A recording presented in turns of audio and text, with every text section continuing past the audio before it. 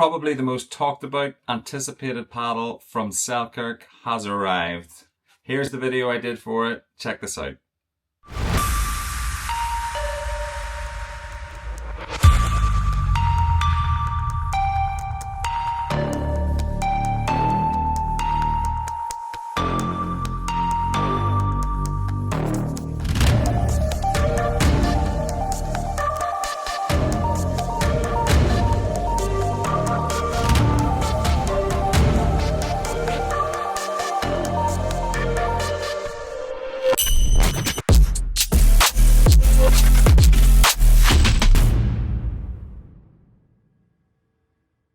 Yeah, the Boomstik is here, and this is how it came. This is probably the most premium paddle cover I've ever received. You are paying a lot of money. This is probably the most you will ever spend on a paddle, and you expect premium quality. This is premium. Let's see what comes inside. It comes with your cards, Selkirk Infinigrit surface. You've got the Selkirk tuning system card telling you about that. And then this in a velvet labs is your Boomstik certificate of authenticity. It's kind of made of metal, like a metal plate. Carbon fiber graphics on it. That's cool. It's a nice touch. Feels very premium. What else is inside? Remember? Oh yeah, you get a card with "Welcome to the future of pickleball" from Labs. Little signature about who has inspected it. Sorry, mine's a little bent. And paddle weight of 8.2 ounces. I'm going to check that, don't worry. Here it is. The Boomstik by Selkirk Labs. The elongated version, 16mm. It is like nothing I've played with. Full foam core, boom core technology.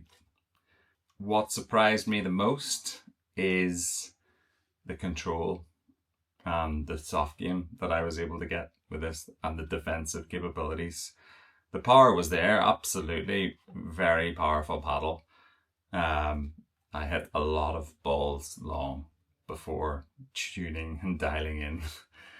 But once you do, and once I tried to play soft game, that's what really stood out to me, as you have both, which is just not something I've found in paddles a lot, but I think we're going to get more of as this advancement into full foam cores expands to the wider marketplace.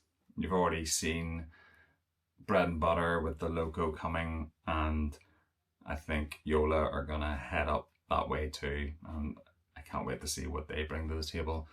But full foam cores are definitely the future, and this just goes to prove why. Durability, the Infinigrit surface, still gritty, wipe with a cloth, they say.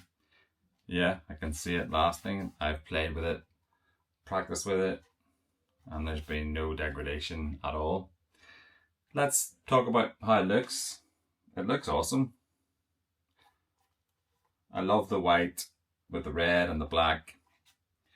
The things that stand out to you straight away are the little tuning plates on either side.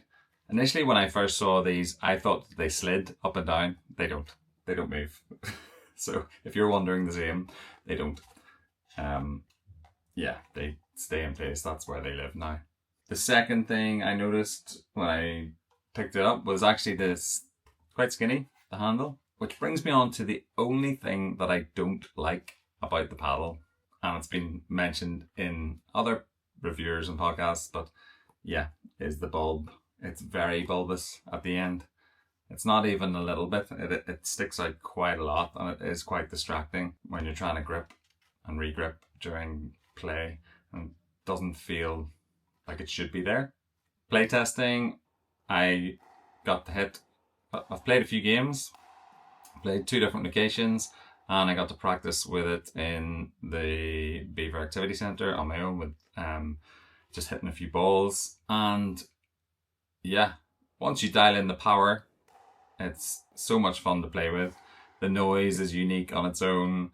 Where I thought that it came into its own during games was actual defense. You didn't even need to move the paddle. It has enough pop, but it's not wild pop, if that makes sense. It just does what it needs to do without having to add much power at all. That's why in terms of defense and defensive actions, it really comes into its own. And then going on to the power, it doesn't lack there either. So it just has this really, really nice balance between the two, with not a lot of paddles, if any, do as well as the Boomstik. I told you I would check the static weight, and I did.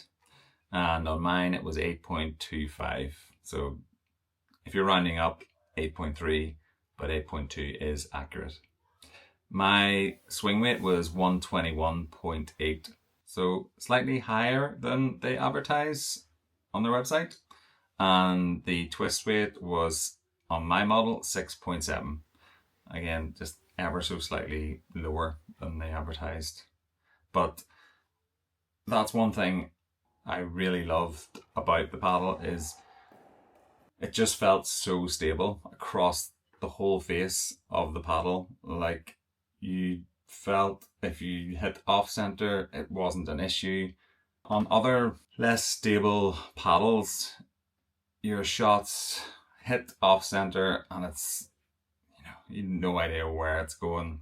Your defensive shots, your blocks don't feel like they're going in the direction that you want them to go in, or the connection isn't there. With this thing, it was all there. The sweet spot was massive. The stability across the face just feels like you can't miss.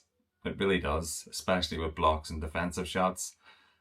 And bringing that power, you've got the whole package. You really do. I'm seriously impressed. On that bombshell, with that Boomstik, I will leave you guys. Thanks very much for watching. I'll see you in the next one.